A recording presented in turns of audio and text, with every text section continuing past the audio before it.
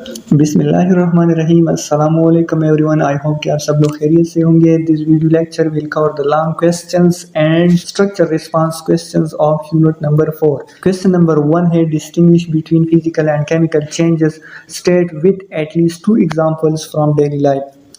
Chemical change और physical change में फ़र्क करें और डेली लाइफ से कम अज़ कम 2 एग्जांपल दें। देखते हैं कि केमिकल चेंज और फिजिकल चेंज में क्या फ़र्क है। पहले देखते हैं फिजिकल चेंज को।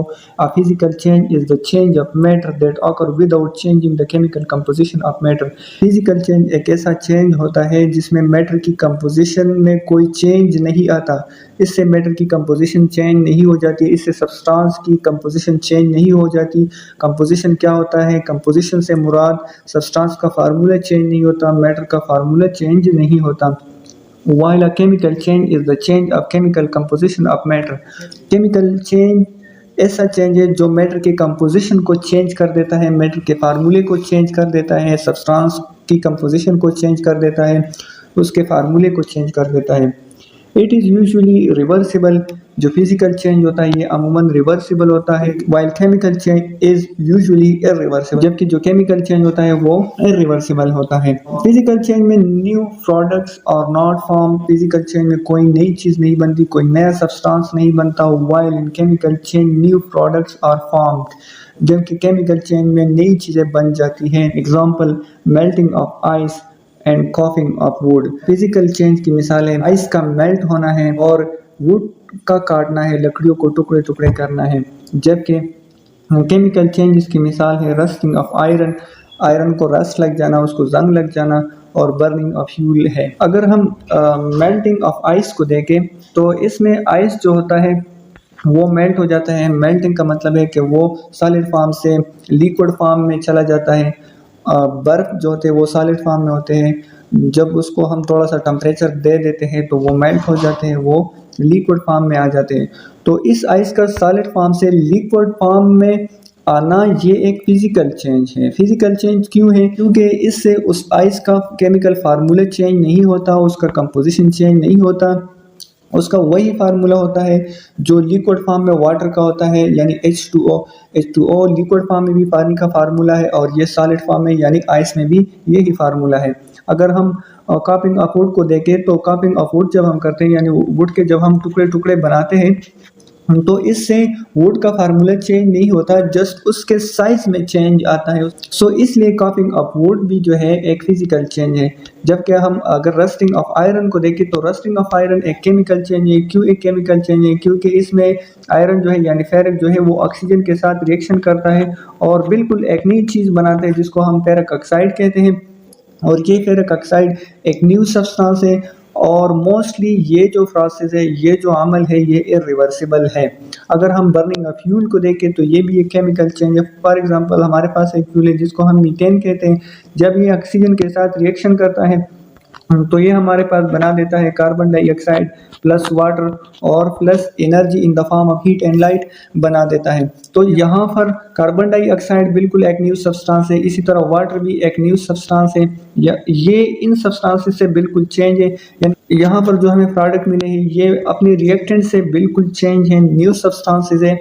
और ये जो प्रोसेस ये इरिवर्सिबल होता है। जब हम गैस को एक बार जला देते हैं तो दोबारा कार्बन डाइऑक्साइड और वाटर को मिलाकर और एनर्जी को मिलाकर दोबारा मीथेन गैस बनाना और ऑक्सीजन बनाना ये आसान काम नहीं है। सो इसलिए burning of fuel and rusting of iron एक केमिकल चेंज है, मेल्टिंग ऑफ आइस जो है ये एक फिजिकल चेंज है एंड कॉपिंग ऑफ वुड भी एक फिजिकल चेंज है। उम्मीद है आपको फिजिकल और केमिकल चेंज में फ़र्क समझ में आया होगा।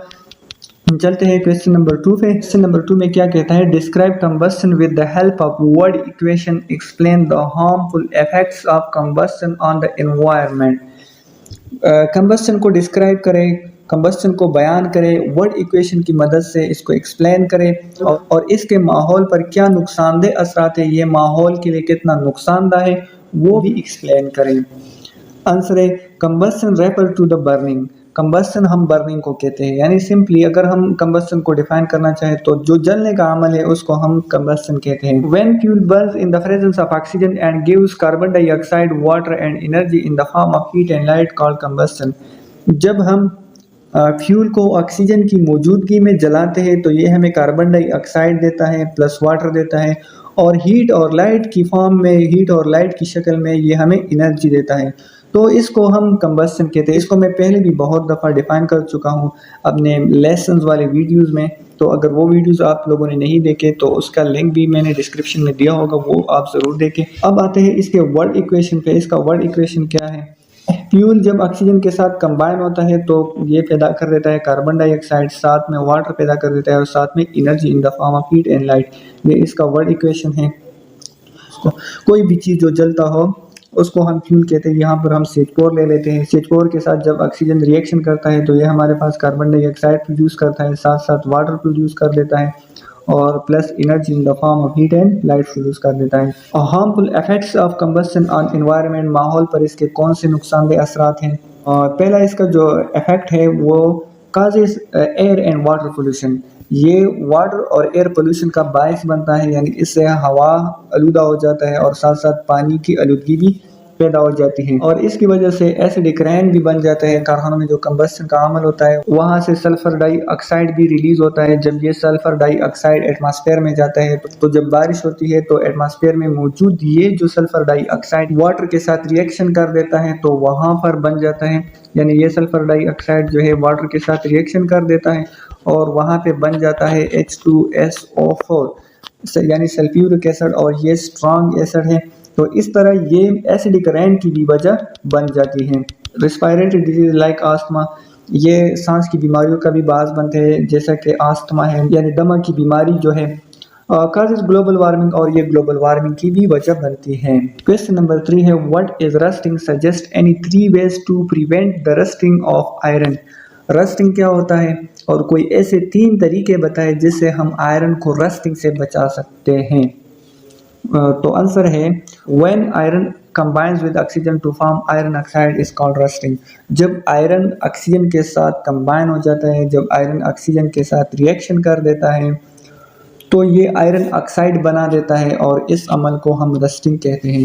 अब लोहे को हम रस्टिंग से कैसे बचा सकते हैं, इसके लिए हमारे पास 3 तरीके हैं। नंबर 1 जो है coat the iron with zinc. Iron जो है उसके ऊपर हम अगर जिंक का कोट लगा दे, जिंक एक ऐसा मेटल है जिसको जंग नहीं लगता, जिसके साथ ऑक्सीजन रिएक्शन नहीं कर सकता, तो इसलिए अगर हम आयरन के ऊपर जिंक का कोट कर ले तो इससे आयरन जो है वो रस्टिंग से बचा जा सकता है। और दूसरा तरीका ये है कि अगर हम आयरन के ऊपर ऑयल लगा ले या ग्रीस लगा ले तो ये जो ऑयल और ग्रीस है ये भी आयरन को ऑक्सीजन की फोन से दूर रख सकता है। ये हमारे पास लॉन्ग क्वेश्चन थे। अब आते हैं स्ट्रक्चर रिस्पांस क्वेश्चन की तरफ। क्वेश्चन नंबर 1 है why is the pen made of metal and handle of a plastic. Pen metal का बना होता है और उसका हैंडल प्लास्टिक का बना होता है, ऐसा क्यों? आंसर है the pen is made of metals. Pen जो होता है वो मेटल का बना होता है, वो आयरन का हो सकता है, सिल्वर का हो सकता है या किसी और मेटल का हो सकता है। Because metal are good conductor of heat, और ये इसलिए मेटल के बने होते हैं क्योंकि मेटल जो होता है वो गुड कंडक्टर ऑफ हीट है। And we are require heat to cook something in pan, क्योंकि वो गुड कंडक्टर ऑफ हीट होते हैं। अब हीट की हमें क्या ज़रूरत पड़ती है? जब भी हम किसी चीज़ को पकाते हैं तो उसके लिए हीट रिक्वायर्ड होती है।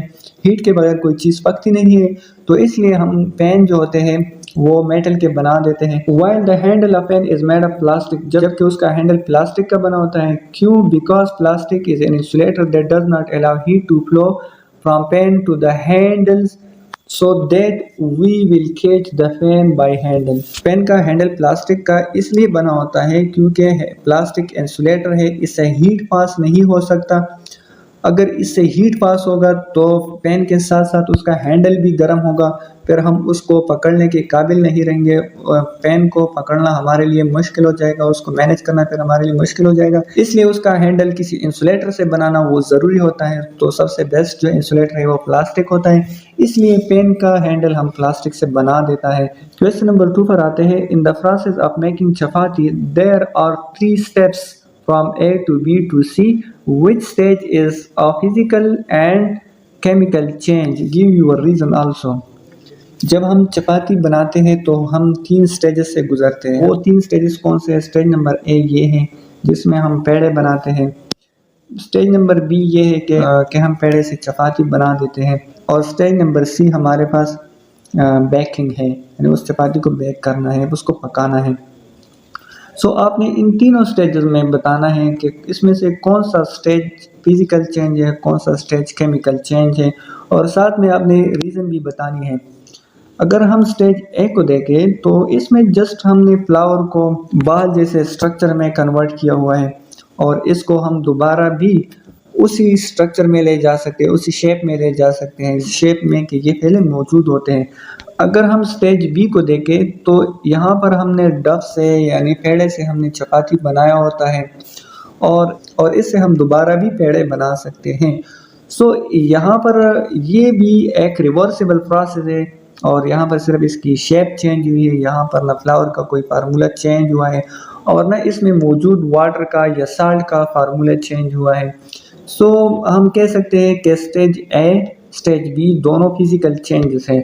अगर स्टेज सी को हम देखें तो स्टेज सी में हमने इस चपाती को बेक कर दिया है, यानी इसको पका दिया है और अब इसी स्टेज से स्टेज बी पे आना हमारे लिए मुश्किल है और नामुमकिन है।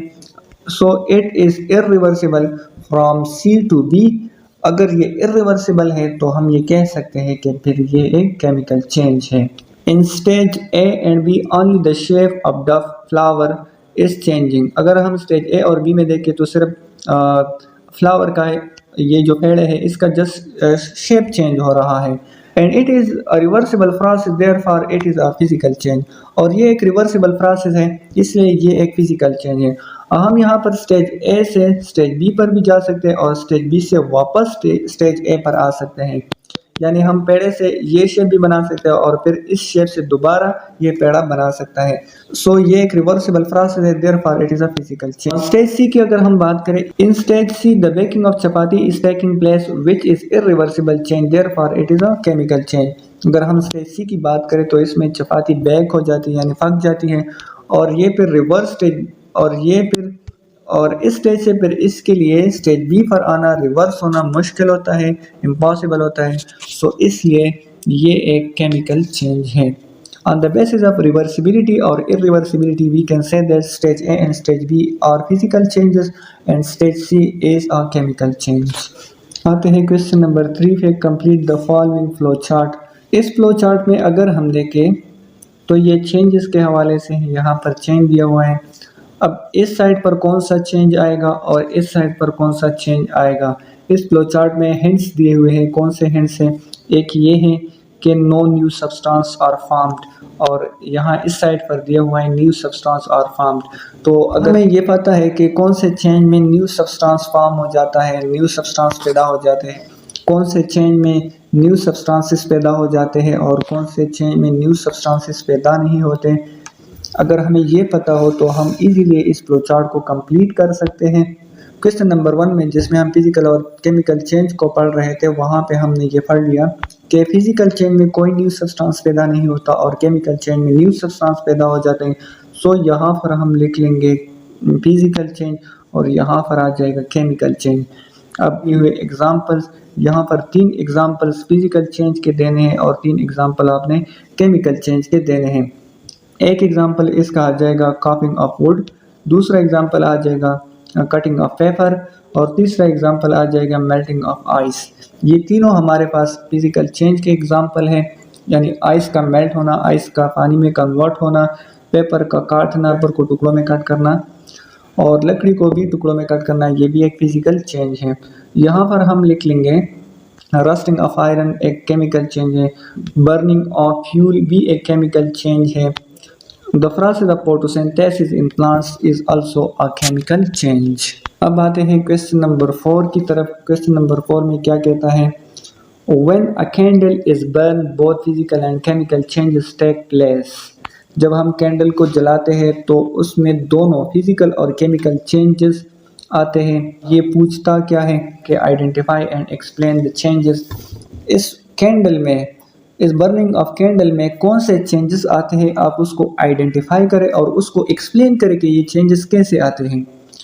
सो इसमें एक आता है फिजिकल चेंज और दूसरा बर्निंग ऑफ कैंडल में आता है केमिकल चेंज।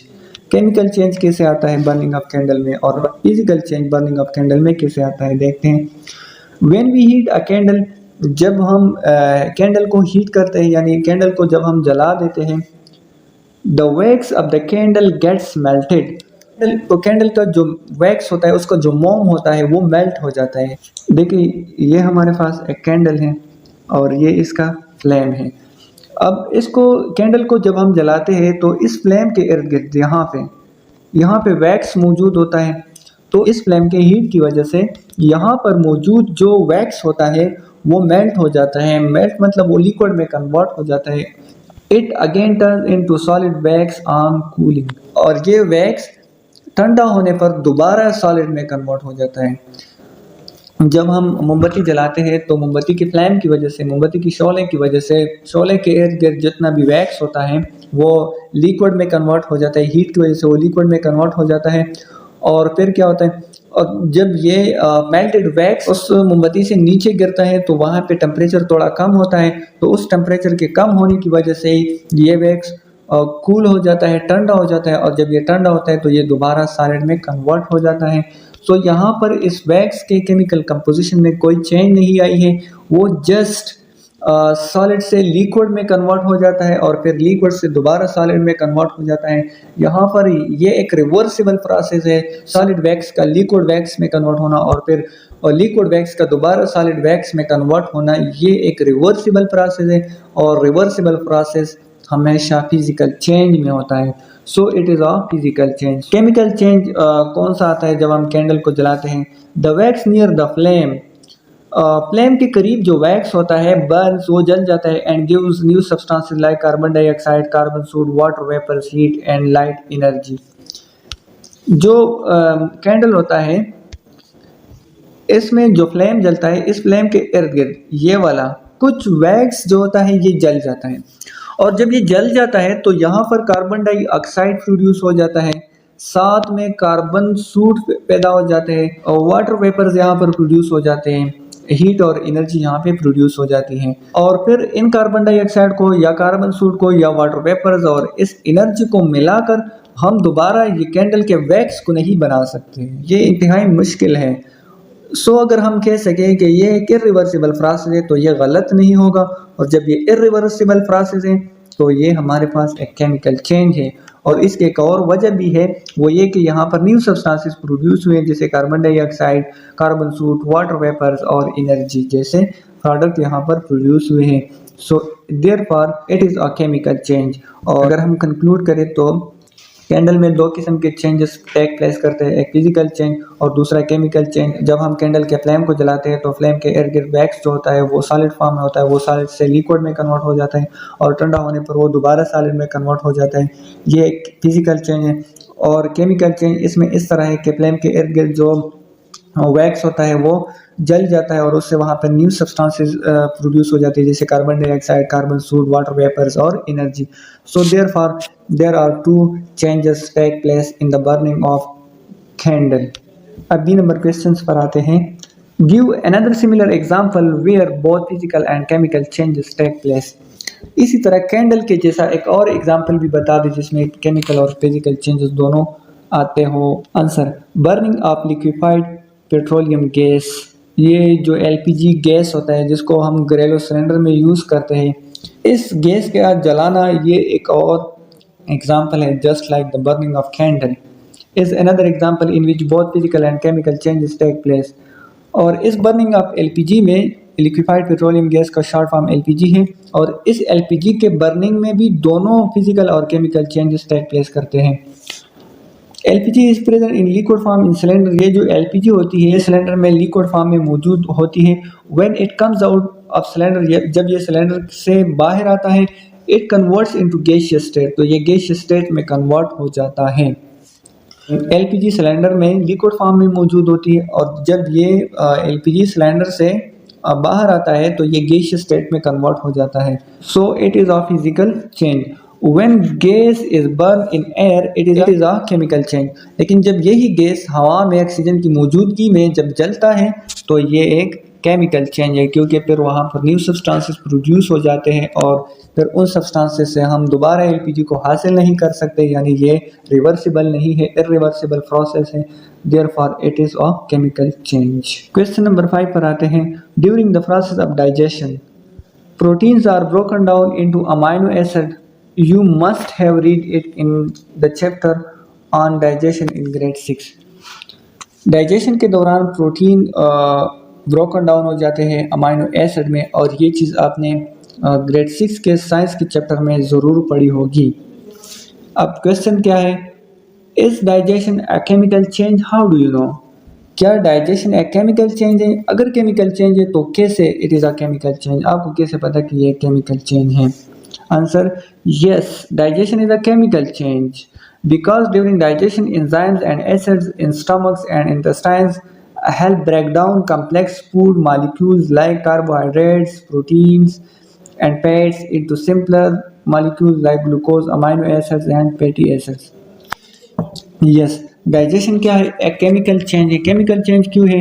क्योंकि स्टमक और स्मॉल इंटेस्टाइन में मौजूद एसिड्स और एंजाइम्स इन कम्प्लेक्स मॉलिक्यूल्स को, कौन से कम्प्लेक्स मॉलिक्यूल्स को, यानी कार्बोहाइड्रेट्स, प्रोटीन और फैट्स को सिंपलर मॉलिक्यूल्स में कन्वर्ट कर देते हैं। जैसे कार्बोहाइड्रेट को ग्लूकोज में कन्वर्ट कर देता है, प्रोटीन को अमाइनो एसिड्स में कन्वर्ट कर देता है और फैट्स को फैटी एसिड्स में कन्वर्ट कर देता है। These transformation involve the breaking and forming of chemical bonds, which is the characteristics of chemical reaction.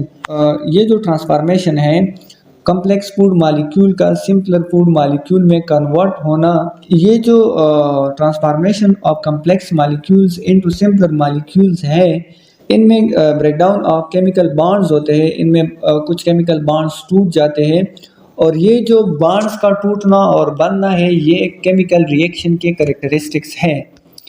So therefore it is a chemical change, और ये इसलिए भी एक केमिकल चेंज है। Once food is digested and its chemical composition is alter, जब एक दफ़ा food digest हो जाता है, वो हजम हो जाता है और उसकी कंपोजिशन चेंज हो जाती है, it can not be easily reversed back into its original form, तो फिर उसके लिए उसके अपने ओरिजिनल फॉर्म में आना बहुत मुश्किल होता है, ये आसान नहीं होता। इट इज़ इरिवर्सिबल प्रोसेस, ये एक इरिवर्सिबल प्रोसेस है, therefore it is a chemical change. So इसलिए हम ये कह सकते हैं कि ये केमिकल चेंज है। क्वेश्चन नंबर 5 का क्वेश्चन बी है, identify the process in plants where a chemical change take place, justify your answer. Plant में कौन सा केमिकल चेंज आता है वो आइडेंटिफाई करें, वो बताएं और अपने आंसर को जस्टिफाई करें, एक्सप्लेन करें कि कौन सा चेंज उसमें आता है और कैसे आता है। The process in plants where a chemical change take place is called photosynthesis. Plant में जो केमिकल चेंज आता है उसको हम फोटोसिंथेसिस कहते हैं। फोटोसिंथेसिस क्या है? Photosynthesis involve A series of chemical reaction. Photosynthesis में रिएक्शंस की, केमिकल रिएक्शंस की एक सीरीज होती है that result in the conversion of carbon dioxide and water into glucose। इसी फोटोसिंथेसिस के नतीजे में कार्बन डाइऑक्साइड और पानी ग्लूकोज में कन्वर्ट हो जाता है, जिसका फार्मूला C6H12O6 है, एंड ऑक्सीजन और ऑक्सीजन में कन्वर्ट हो जाता है। यानी फोटोसिंथेसिस में क्या होता है, इसमें कार्बन डाइऑक्साइड पानी के साथ रिएक्शन कर देता है लाइट की ये मौजूदगी में, और ये यहाँ पर पैदा कर देते हैं ग्लूकोज को यानी C6H12O6 को और साथ ऑक्सीजन को। सो यहाँ पर कार्बन डाइऑक्साइड और वाटर के रिएक्शन से नए सब्सटेंसेस प्रोड्यूस हुए हैं। सो हम ये कह सकते हैं कि फोटोसिंथेसिस जो प्लांट्स में होता है ये केमिकल चेंज है। This transformation represent a clear chemical change. ये जो transformation of carbon dioxide and water into glucose है, ये क्लियरली एक केमिकल चेंज को जाहिर करता है। As the atom and molecules are rearrange, इसमें एटम्स और मॉलिक्यूल्स जो होते हैं वो रीअरेंज हो जाता है, उनके एटमों की अरेंजमेंट चेंज हो जाती है, and new compounds are form, और नए कंपाउंड्स यहाँ पे पैदा हो जाते हैं। तो overall chemical equation of photosynthesis है, और इस फोटोसिंथेसिस के लिए जो ओवरऑल केमिकल इक्वेशन है वो ये है कि कार्बन डाइऑक्साइड पानी के साथ रिएक्शन कर देता है लाइट की मौजूदगी में, और ये पैदा कर देता है ग्लूकोज प्लस ऑक्सीजन। आते हैं क्वेश्चन नंबर 6 पे, combustion takes place in the internal combustion engine of a car. एक कार के इंटरनल कंबस्शन इंजन में कंबस्शन होता है। What burns in the engine to release energy for the car to move? कौन सी चीज़ engine के अंदर जलती है कि जो कार को मूव करने के लिए एनर्जी पैदा कर देती है? Can it burn without air और ऑक्सीजन? क्या ये कंबस्टन जो कार के इंटरनल कंबस्टन इंजन में टेक प्लेस होता है उसमें वाक़ई पज़ीर होता है, क्या ये ऑक्सीजन के बगैर होती है? Answer, in a car internal combustion engine, car के इंटरनल कंबस्टन इंजन में फ्यूल जैसे गैसोलीन और diesel burn with oxygen from the air. Car के इंटरनल कंबस्टन इंजन में फ्यूल जलते हैं और फ्यूल जलने के लिए जहाँ पे जलने का अमल होता है वहाँ पे ऑक्सीजन का होना ज़रूरी होता है। ऑक्सीजन के बगैर कोई चीज़ जल ही नहीं सकती, कंबस्टन टेक प्लेस ही नहीं कर सकता। तो कार के इंटरनल कंबस्टन इंजन में गैसोलीन या जो डीजल पेट्रोल वगैरह होते हैं वो ऑक्सीजन के साथ जलते हैं, ऑक्सीजन के साथ रिएक्शन करके जलते हैं। दिस बर्निंग रिलीज एनर्जी, और ये जो का जलना होता है ये एनर्जी को प्रोड्यूस कर देता है, दैट पावर द कार, जो कार को ताकत प्रोवाइड करता है चलने के लिए। Without oxygen the fuel can not burn, और जैसे कि मैंने पहले ही बता दिया कि ऑक्सीजन के बगैर फ्यूल जल ही नहीं सकता, कोई भी जलने का अमल ऑक्सीजन के बगैर नहीं हो सकता। आते हैं क्वेश्चन नंबर 7 पे। Melting a butter is a physical change where a substance changes from a solid to a liquid state. Write few more example. Melting a butter एक फिजिकल चेंज है, बटर जब सॉलिड से liquid में convert होता है तो ये एक फिजिकल चेंज है जिसमें बटर सॉलिड से लिक्विड में कन्वर्ट हो जाता है। इस तरह के कुछ और एग्जाम्पल बता दें। इस तरह के 3 एग्जाम्पल हम दे देते हैं। एग्जाम्पल नंबर 1 है मेल्टिंग ऑफ आइस, आइस का मेल्ट होना।